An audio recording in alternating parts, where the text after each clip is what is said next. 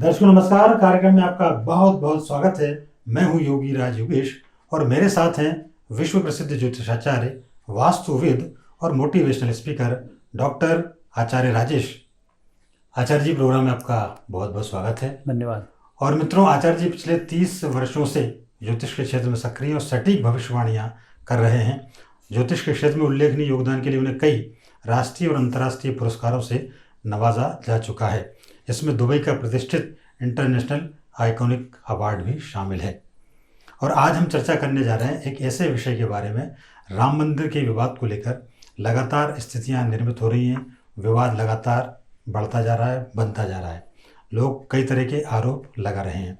अब चूंकि 5 अगस्त को राम मंदिर का भूमि पूजन होना है, लेकिन उसको लेके भी कई लोगों ने विवाद खड़े कर दिया। ख़ासतौर पर वामपंथी पार्टियां जो है अपने राग अलाप रहे हैं कि किसी न किसी तरीके से ये विवाद टल जाए। उनका कहना है कि ये कोरोना काल में हो रहा है और ये इतनी सारी भीड़ इकट्ठी हो रही है, मतलब कहीं ना कहीं करके कैसे ना कैसे राम मंदिर को लेकर बखेड़ा खड़ा करना इनका उद्देश्य है।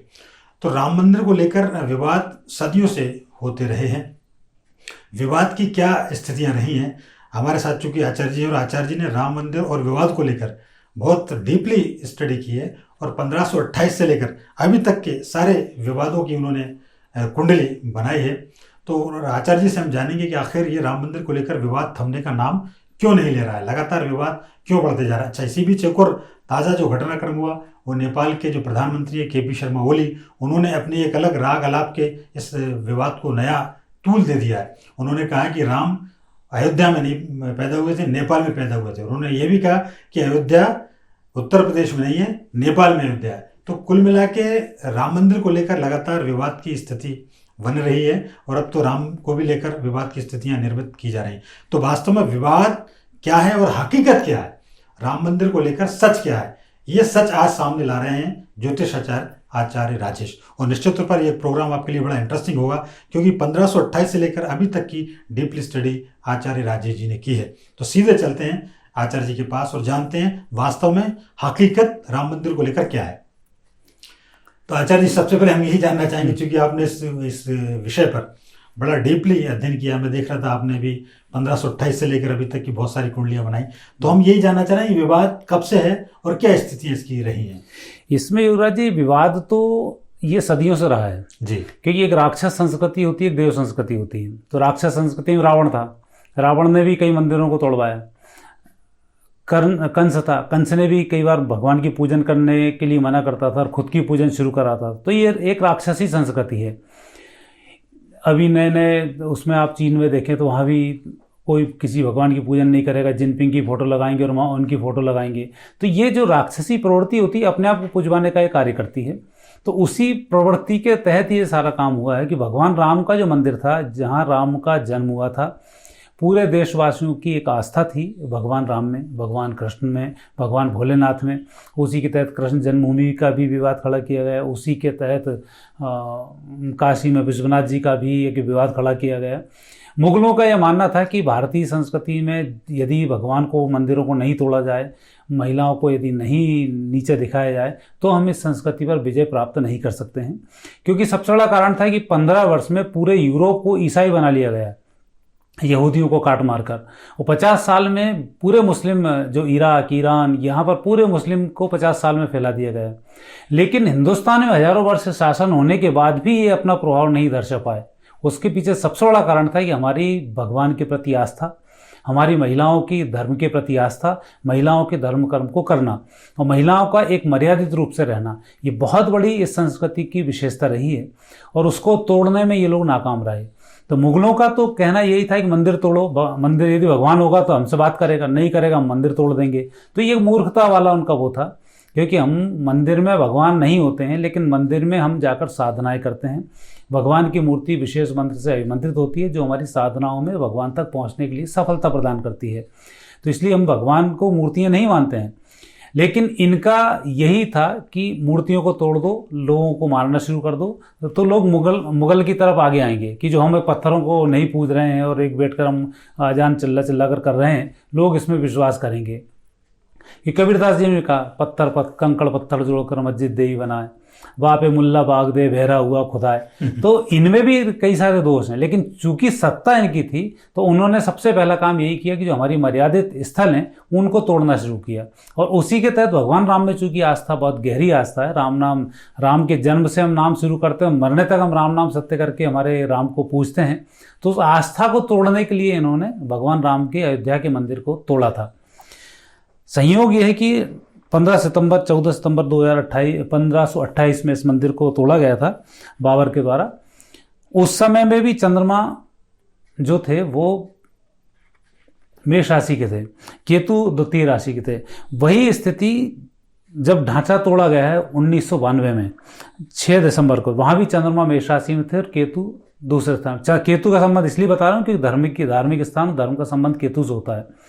जब बाबर ने हमारे राम मंदिर को तोड़कर मस्जिद बनाई थी, यह विवाद उस समय से शुरू हुआ था। गलती यदि होती तो हिंदू इतना मूर्ख तो नहीं है कि लाखों हिंदू उन 15 दिन के अंदर मारे गए। जिस दिन से मंदिर तोड़ा उस दिन से विवाद शुरू हुआ, दंगे शुरू हुए, लाखों हिंदुओं का नरसंहार किया गया। तो यदि वो जगह नहीं होती तो हिंदू इतना मूर्ख नहीं होता कि फालतू जगह में मंदिर के लिए लड़ना शुरू कर देगा। कुछ ना कुछ उसकी आस्था रही होगी।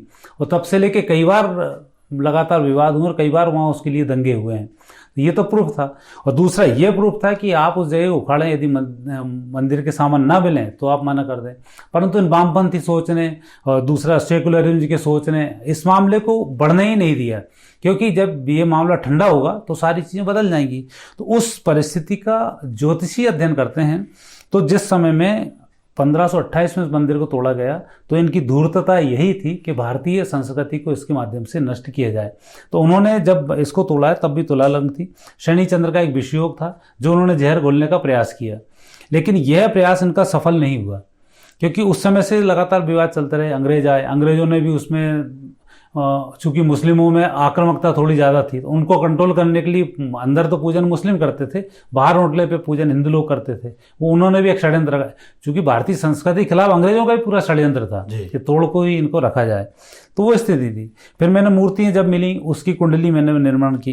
पूजा जब शुरू तब की मैंने कुंडली बनाई। ढांचा तोड़ा तब की मैंने कुंडली का अध्ययन किया। फैसला आया उसका कुंडली का अध्ययन किया और भूमि पूजन का मैंने अध्ययन किया। और मेरी फेसबुक आप देखेंगे तो 23 जुलाई 2018 को मैंने घोषणा कर दी थी कि वृश्चिक राशि का गुरु राम मंदिर का फैसला करा देगा। अच्छा। हाँ, जबकि 2018 में कोई चांसेस नहीं थे कि राम मंदिर का फैसला आएगा जी। और ये फैसला फिर 12 नवंबर को इस वृश्चिक राशि के गुरु में आया। तो ये फैसला जो था मेरा इन्हीं 4 कुंडलियों के अध्ययन के ऊपर था कि ये फैसला भगवान राम का इस समय में आएगा, क्योंकि अब सतयुग शुरू हो चुका है 2020 से जी। और 2012 से इसके लक्षण पूरे दिखने शुरू हो चुके हैं। अच्छा। वो भी कैलकुलेशन है, उसके लिए भी एक एपिसोड बनाऊंगा कि कलयुग की करोड़ों वर्ष ये सब बकवास है, उसका दिन के हिसाब से भी कैलकुलेट करेंगे तो सतयुग का शुभारंभ हो चुका है और राम के माध्यम से ही मर्यादा की स्थापना होती है। और राम चूंकि मर्यादित थे इसलिए पूरी मर्यादाओं के साथ उनके मंदिर का फैसला सही आया है। और अब भगवान राम का जो भूमि पूजन होगा वो भी बिल्कुल सही शुभ मुहूर्त में होगा और शांति की इसमें स्थापना होगी। नहीं आचार्य जी, इसमें तो कोई दो राय नहीं कि आपकी जो भविष्यवाणियाँ हैं बिल्कुल सटीक होती हैं और 100% सत्य साबित होती है। और आपने बताया, आपने तो पहले ही घोषणा कर दी थी कि वृश्चिक राशि का जब गुरु आएगा तो राम मंदिर का फैसला आ जाएगा और उसी तारीखों में ये फैसला हुआ। हम केवल ये जानना चाह रहे हैं कि चूंकि इसमें इतनी सारी विवाद की स्थितियाँ क्यों बन रही हैं, और दूसरा ये जो आपने इतनी सारी जो कुंडलियाँ बनाई हैं इसमें कोई चैन है, इसमें क्या एक दूसरे से क्या क्या तारतम्य है? इसमें बहुत सारी समानता है। जैसे बाबर ने जो मस्जिद तोड़ी जी, मंदिर को तोड़ा जी, उसको तोड़ने के बाद इसने मस्जिद बना दी। हाँ। वहां पर इन्होंने अपनी आस्थाएं शुरू की। चूंकि हिंदू धर्म का जो आपसी एक दूसरे को संभाव को लेकर चलने वाला है कि हम मानवता की ओर ध्यान देते हैं, हम पत्थर को भी पूछते हैं। ये हमारा एक वो है, अभी औरंगजेब ने मरने से पहले उनके लड़कों को पत्र लिखा था, तुमसे तो हिंदू अच्छे हैं, जो तुमने मेरी जो दुर्गति की है उससे ज़्यादा वो पत्थरों को पूछते हैं। उसका आखिरी पत्र है उसके लड़कों के नाम पे। अच्छा। जिसने हजारों मस्जिदें तोड़ी हों, मंदिर तोड़े हों। उसने खुद के पिता को बंद करने के बाद भी उनको भी एक जेल के रूप में रख दिया। तो इनका संस्कृति ही ये रही है। तो राक्षसी जो संस्कृति है वो इस तरीके से उड़ी। तो उस चीज़ को यदि हम देखते हैं कि इनने जो मंदिर को तोड़ा था, मंदिर तोड़ने के बाद वहाँ राक्षसी संस्कृति के लिए इन्होंने वहाँ अपने हिसाब से जो इनका होना चाहिए कि अजान वजान जो भी कुछ करते हैं वो इन्होंने करना शुरू किया। चूँकि वहाँ सत्व विधान था तो ये लोग ज़्यादा दिन तक वहाँ टिक नहीं सके। सत्व के अपने वाइब्रेशंस होते हैं, सत्व प्रकृति के वाइब्रेशन, तमोगुण वहाँ पर ठंडा पड़ जाता है, तो ये वहाँ कुछ नहीं कर पाए। वो विवाद लगातार उस समय से चलता चला आया, अंग्रेजों के टाइम पे चला। फिर ये विवाद वापस सही खड़ा हुआ है 23 दिसंबर 1949 को, जब वहाँ पर मंदिर में मूर्तियाँ मिली हैं। मूर्ति मिलने के बाद वापस ये विवाद शुरू हुआ। मूर्ति मिलने का जो समय था वहाँ भी केतु की जो स्थिति है वो भी छठे स्थान पर थी। अब उसके मूर्ति मिलने का आप अध्ययन करेंगे, सिंह राशि के वहाँ पर शनि विराजमान थे, गुरु नीच राशि के थे, जबकि जब मंदिर को ध्वस्त किया गया तब गुरु उच्च राशि के थे। उच्च का गुरु चतुर्थ स्थान को नीच दृष्टि से देख रहा है, इसलिए उसका विध्वंस हुआ। और जब मूर्ति मिलना शुरू हुई तो वहाँ पर वापस गुरु नीच राशि के हुए और उच्च राशि की दृष्टि छठे स्थान पर रखी। तो प्रथम मूर्तियों का मिलना ही इस बात का संकेत था कि पहली विजय इस मंदिर के लिए शुरू हो चुकी है। दूसरी कुंडली फिर पूजा शुरू हुआ। ये विवाद वापस चलता रहा और 1 फरवरी 86 को इस मंदिर का पूजन का कोर्ट ने आदेश दिया कि आप यहाँ मंदिर का ताला खोल सकते हैं और उसमें पूजा शुरू हो सकती है। तो उसमें भी था चंद्रमा तुला राशि का था केतु के साथ में। फिर केतु का यहाँ एक संयोग बना है कि केतु धर्म ध्वजा है और इसके बिना काम नहीं होता है। भगवान का जो सूर्यवंशी है वो केतु से चलता है और मंदिरों पर इसीलिए ध्वजा फहराई जाती है, वो केतु को संतुष्ट करने के लिए। तो यहाँ पर स्थिति बनी। फिर यहाँ सूर्य शनि की राशि मकर में विराजमान हुए, गुरु यहाँ कुंभ राशि के हुए। तो कुंभ का जो गुरु होता है वो भी धर्म का एक काम कराता है, तो यहाँ एक धर्म का काम हुआ। मंगल स्वग्रही हैं, मंगल के साथ शनि है जो पराक्रम स्थान पर है। तो द्वितीय स्थिति यहाँ फिर ये बनी कि जो मूर्ति मिली थी उसकी पूजन यहाँ वापस 86 में शुरू हो गई। तो ये भी एक हिंदुओं की विजय का कारण था। 86 के बाद 92 में फिर इस ढांचे को तोड़ा गया, अर्थात अब भगवान राम के मंदिर की नींव रखी जानी थी। तो वहाँ पर चूंकि विवाद बन चुका था, बहुत सारी तमोगुणी शक्ति वहाँ पर आ चुकी थी, तो निश्चित रूप से उस मकान को ढहाना था। और ढहाने का जो मुहूर्त होता है वो 6 दिसंबर 2092 का रहा। उस मुहूर्त की विशेषता रही, वहाँ भी केतु फिर अष्टम स्थान पर वृषभ राशि के रहे, चंद्रमा मेष राशि के रहे। यही स्थिति मंदिर जब तोड़ा था तब थी, वही स्थिति मंदिर जब मस्जिद तोड़ी गई तब थी। तो ये जो स्थिति यहाँ पर मंगल फिर नीच राशि के हैं, शनि यहाँ पर स्वग्रही हैं, गुरु की स्थिति कन्या राशि पर है और नवम दृष्टि फिर केतु पर है। तो ये जो ढांचा तोड़ा है, ये ढांचा भी इस बात का संकेत है कि ढांचा सही समय पर सही उसमें तोड़ा गया है। इसी बेस पर मैंने भविष्यवाणी की थी कि अब जब कन्या राशि के गुरु में ढांचा टूटा है तो वृश्चिक राशि या धनु राशि के गुरु जब आएंगे तब इसका फैसला अपने पक्ष में आएगा। और यही हुआ कि 12 नवंबर 2019 को फैसला आया और यहाँ पर गुरु की स्थिति धनु राशि में थी। तो धनु राशि का जो गुरु यहाँ आया है, इनने फिर फैसला पक्ष में कराया और फैसला पूर्ण रूप से इसमें रहा। और इन परिस्थितियों को देखते हैं तो जो 5 अगस्त का भूमि पूजन है, ये निश्चित रूप से एक स्वर्णिम काल का भूमि पूजन है और सतयुग की शुभारंभ का पूजन है, मर्यादाओं की स्थापना का पूजन है। वाह आचार्य जी, आपने बड़ा विस्तृत अध्ययन किया है सबके बारे में और सारी कुंडली के बीच में कुछ ना कुछ कोऑर्डिनेशन है, कुछ ना कुछ सामंजस्य है। और एक मुहूर्त का संकेत पहले के मुहूर्त में मिल रहा है। हाँ। ये आपने बड़ा अच्छा इसमें स्टडी किया है। अब हमारा सवाल ये कि अब जो भूमि पूजन होने जा रहा है, तो भूमि पूजन को लेकर कई संगठन खड़े हो रहे हैं और उसको विवाद का रूप दे रहे हैं। मतलब राम मंदिर को लेकर विवाद अभी भी थम नहीं पा रहा है। बिल्कुल। और ये विवाद न केवल भारत में बल्कि नेपाल तक के प्रधानमंत्री तक इस विवाद में शामिल हो। तो ये स्थितियां क्यों निर्मित हो रही है? इस स्थिति के पीछे चीन की वो है वामपंथी जो सोच होती है। ये वामपंथी सोच कभी भी धर्म के पक्ष में नहीं आती है। इनका जितना आप लड़ाओगे उतना फायदा होगा। नेपाल आज से 5 साल पहले हिंदू राष्ट्र हुआ करता था। जब वहाँ माओवादियों ने वहाँ के राजा की हत्या कर दी और उसके बाद ही माओवादियों की सरकार, वामपंथी लोग वहाँ पर जैसे विराजमान हुए तो वामपंथियों ने सबसे पहले उसको सेकुलरिज्म किया, क्योंकि सेकुलरिज्म करने से फ़ायदा है कि मुसलमानों को भड़काने में फ़ायदा मिल जाता है, दंगे कराने में फ़ायदा मिल जाता है और व्यक्तियों का फिर जो एक आत्मविश्वास बढ़ना चाहिए, आत्मनिर्भरता बढ़नी चाहिए, फिर चीन निर्भरता बढ़ जाती है। जैसे भारत में आपने देखा हो 70 साल में लगातार आत्मनिर्भरता बढ़ाने के बजाय चीन पर निर्भर होते चले गए हम। जो मोदी जी ने वो आत्मनिर्भर का संदेश दिया है, यदि आज से 20 साल पहले भी आ गया होता तो हम चीन से कई गुना आगे होते।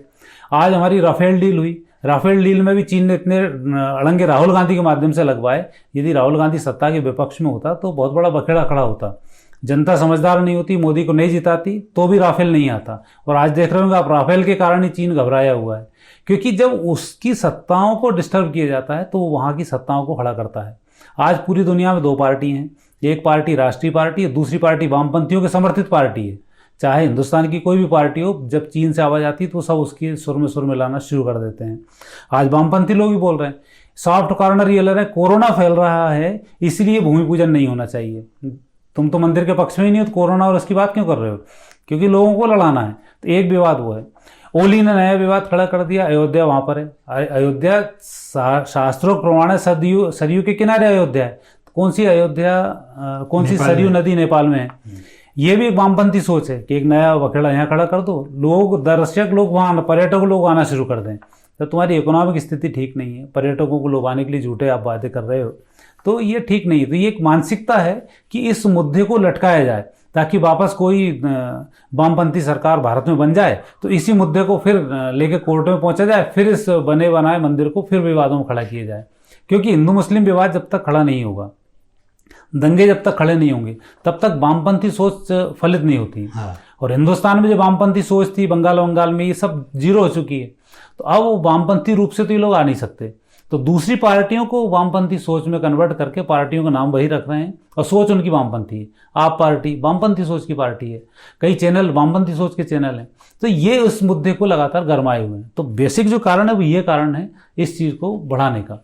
और चूंकि भगवान राम मर्यादित हैं, तो जितने भी राक्षस होंगे उचक उचक के सब सामने आएंगे, कि भगवान के टाइम भी सब ऐसे ही हुआ था।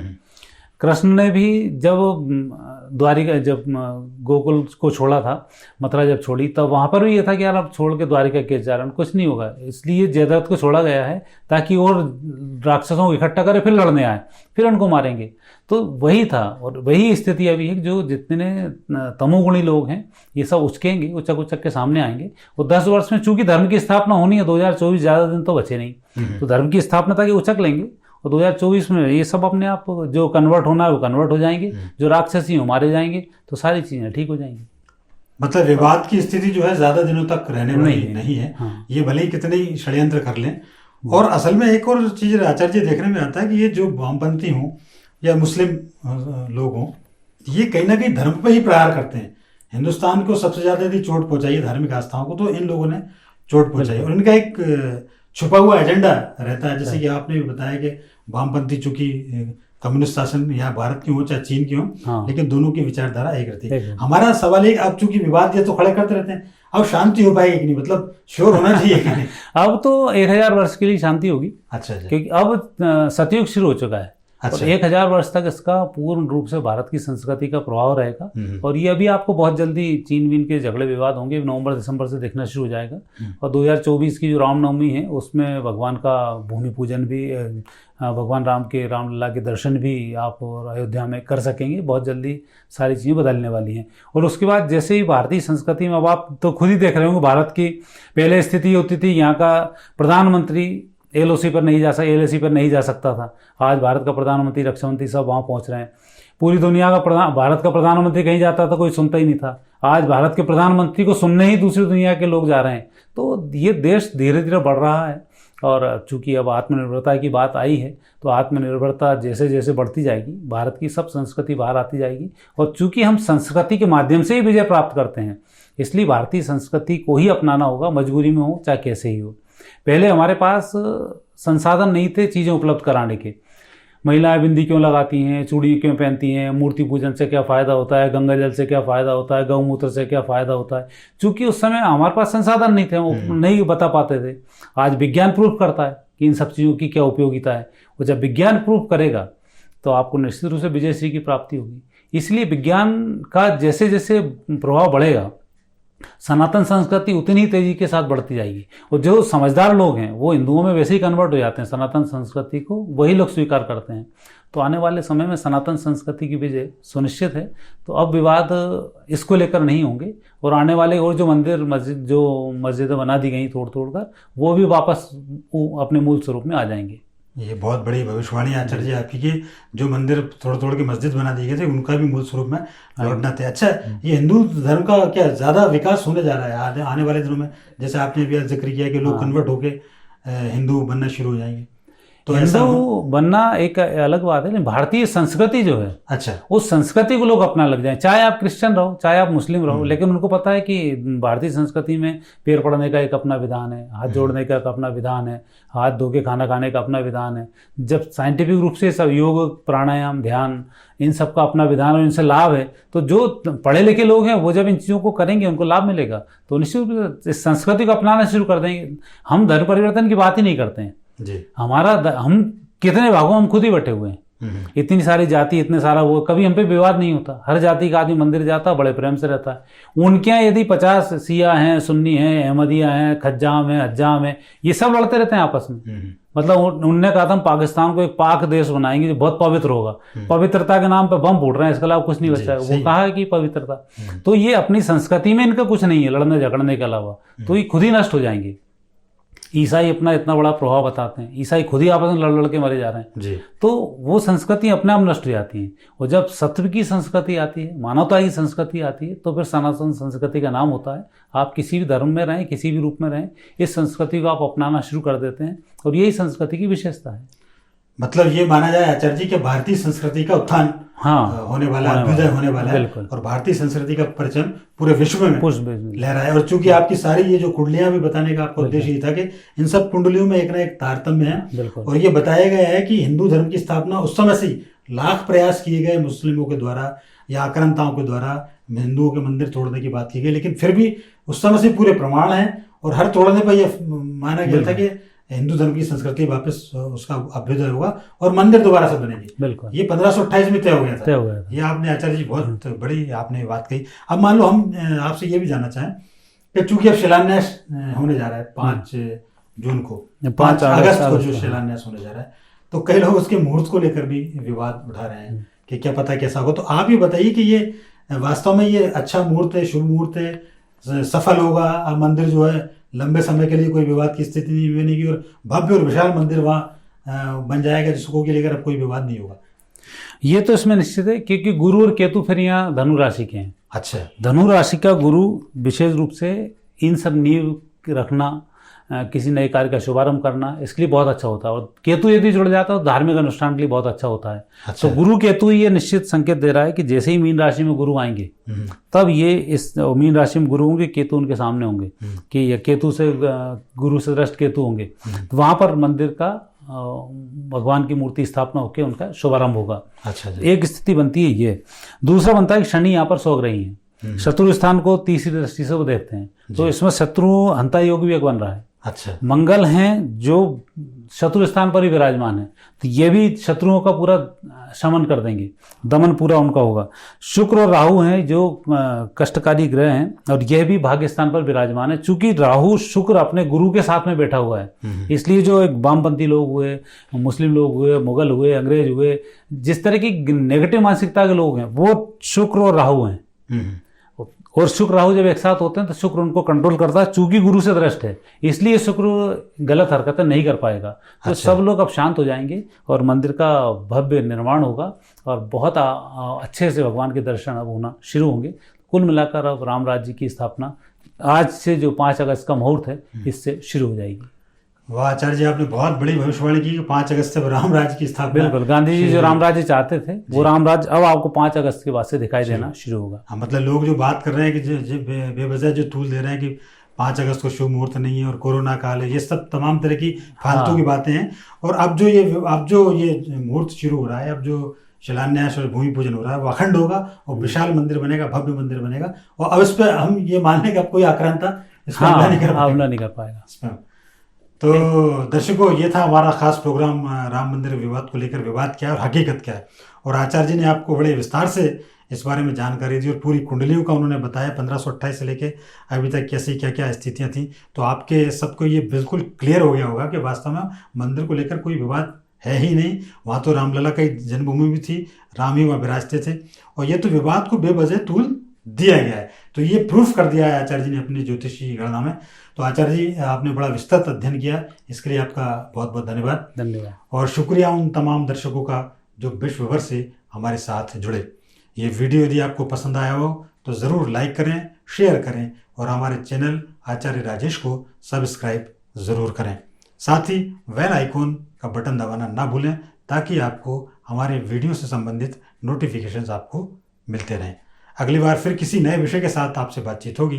तब तक के लिए आज्ञा दीजिए। नमस्कार।